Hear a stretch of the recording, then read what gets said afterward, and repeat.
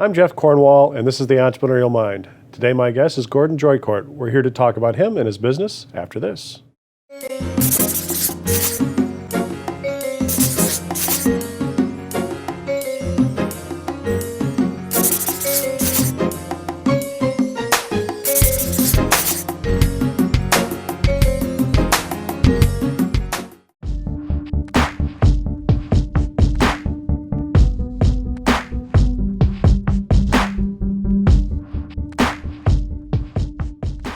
Welcome, Gordon. Thanks, Doc. Good to see you. Good to see you. Always fun to have an alum back. So, Yeah.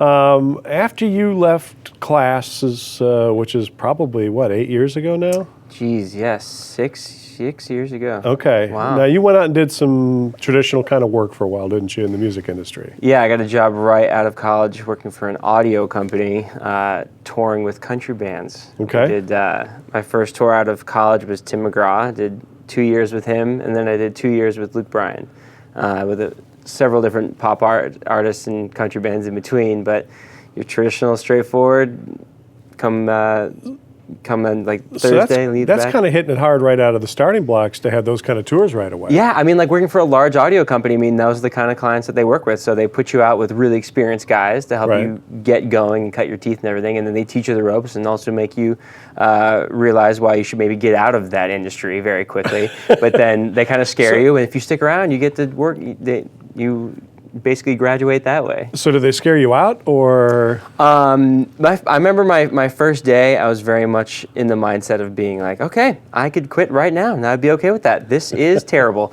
They try to kind of mess with you a little bit, the whole intern throw you in the fire kind of thing, and if you make it out alive, then they're like, all right, he's good now, right? You know, right. So yeah, I definitely had thoughts of getting out, but then stuck it out, and I learned everything I could ever dream of in first 2 years of touring. I mean, I learned basically a college degree worth of information. And then you're kind of ingrained. So, kind of what led you to want to go out and do something on your own?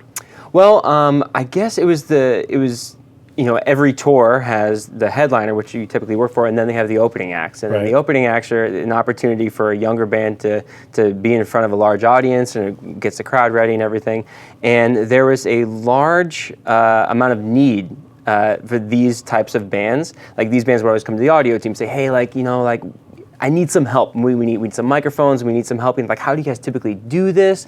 And it was mainly a lot of the younger audio guys would be the ones that would sympathize and be like, okay, we can help you out here. Sure. And so there seemed to be a large need in the market where it was a lot of bands that didn't have a lot of people paying attention to them. So we looked at that market and said, what can we do to help these people? And we developed a business around that.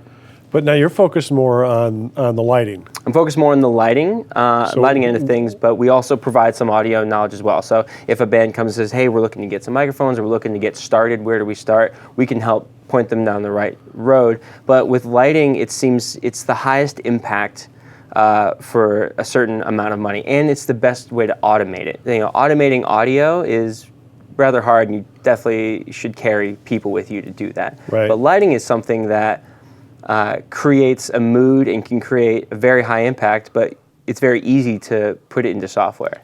Now, that segment of the industry is booming right now, because really the only way these young bands can make any money at all is going to be through touring and merchandise, because even if they cut an album, it's not going to bring a whole lot of money in for them. So is that part of the attractiveness for you as well, is just the huge number of touring live acts going on? I mean, the industry has completely flipped. Up until the last 5 to 10 years, it's been the model of you make an album and you tour to help sell the records that you just created. Now it's the exact opposite. You make an album to try to get more ticket sales. And so that the ticket sale number, like the ticket price, has gone up a lot, which audiences now are expecting more of a show because they're paying more. So we're getting more and more younger bands saying, I need something. I need some kind of production to bring, because that's the only way we're going to be able to ask our customers for $25, $30 a ticket. We're going to need to bring some production elements with us. Sure. So you had been working primarily with larger bands where you were working before. Mm-hmm. What were some of the differences? Because you're dealing with a very different kind of customer group here. What are some things you learned early on that kind of were surprising and maybe helped you figure out how to be more successful in this kind of niche of the market? Yeah, I mean, it's amazing to see how separated different departments are on tour, but also how much they all need to work together. So I was working in audio specific, but I learned so much about stage management and load-ins and load-outs and how to work with hands and how to work with people and how to also work with very heavy pieces of equipment safely. And those are the kind of things that are priceless no matter what size or what genre or anything. I mean, simple things of door heights. You need to create a design that fits in a door, you know, and you might realize, okay, 90% of the shows are huge, but there's a couple that aren't. We need to have a design that works with that. And that's audio equipment, that's video equipment, that could be your set. I mean, all of those people need to think about those things. And so doing the larger tours, there were some very smart people who dealt with that on a very large level. And they're the ones that I really look up to the most. And those are the ones that really taught us that those logistical questions and those logistical problems are the things that need to be focused on, where a lot of these younger bands just don't know to deal with that. So we hopefully try to bring some of the we've been there kind of mentality and that experience to these younger bands. And those are the types of things. I mean, realizing, yeah, that would look cool. I know you would like that, but that takes a lot of power, and you're not playing venues that have that kind of power. So what about in terms of, I mean, when you're dealing with a big band, I mean, that lighting is totally customized. It's every show, every tour they do looks different. How do you deal with that with these smaller bands that maybe don't have the kind of budget that the big bands have? Yeah, so one of the best things about doing what we do is that we get to work with the large lighting vendors. So we don't own any lighting equipment. We go to people who are very good at already that buy lights, service them, deal with the inventory management. And we go to them and we say, hey, I just saw that you're a very large band, just got done with a tour. They're going to be looking for a new design, which means all the lights from their last design are just sitting collecting dust. Right. What kind of a deal can you give me? Sure. So then we can take the older last year model lights and reapply them towards the younger bands. And so but the younger bands don't know the difference between a 2010 light and a 2012 light. Right. They're all just lights. And so to us, we try to find efficient fixtures like LED products and things that are durable that have clearly still been working after 5 years of heavy touring. We can say if they can handle that, they can definitely handle this club tour that's only 6 weeks long. Right. So that's how we typically find the best deals, is just through the stuff that's a little bit older but still looks great. Right. And then what about customization for shows and things? Is that something that you've had to kind of adjust expectations of the artists on at all, or? Yeah, a lot of what we do is education. So a lot of times we'll have an artist or a manager that comes in and they say, I want to look like that. And then they show us a video of an arena headlining act and they're like, but we only have this to spend. Right. And it's amazing. It's amazing to try to explain these things to them without offending or without saying, okay, well, you could have that, but it's going to cost you this. So I know you can't do that. Let's look at this road.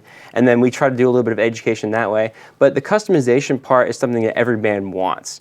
But we tend to say, look, you're getting started. Let's get you started with this and then see how you like it. And if after your first tour you realize that what is working for you, then let's start implementing some custom elements into that as your budget grows. But we can keep this idea so you are in a phase of ramping up as opposed to just all your eggs in one basket. Interesting. So what about scaling something like this? Is this something that's very much kind of consulting kind of thing, so it's maybe you and your partner and that's it, or is this something you might be able to grow a little bit, or what are your thoughts about that? So right now we try to focus ourselves on the middle class of the touring industry. So we focus on the club headliners, the theater headliners, and the arena opening acts. So kind of the smaller end of things. And we definitely do get some offers from the larger bands, but it's not really what we do. Right. So what we'd like to try to do is stay within our niche, but then stay very well connected with the larger design firms, so that as our bands grow, we can hand them off to these better and bigger designers, in hopes also that these bigger and better designers, when they get offers from smaller bands, they can push them towards us. Sure. So we were starting to develop a network of these larger designers, and then in hopes, who knows, maybe one day we'll get big enough we can just hire all the big designers, and then we'll have 2 departments of our company. Well, that's awesome. Well, this has been fun to catch up and hear great. what you've been up to, and It's amazing sometimes the niches that you find out there in industries like this, and you certainly found a cool one. So thanks for so coming much. by. Thanks.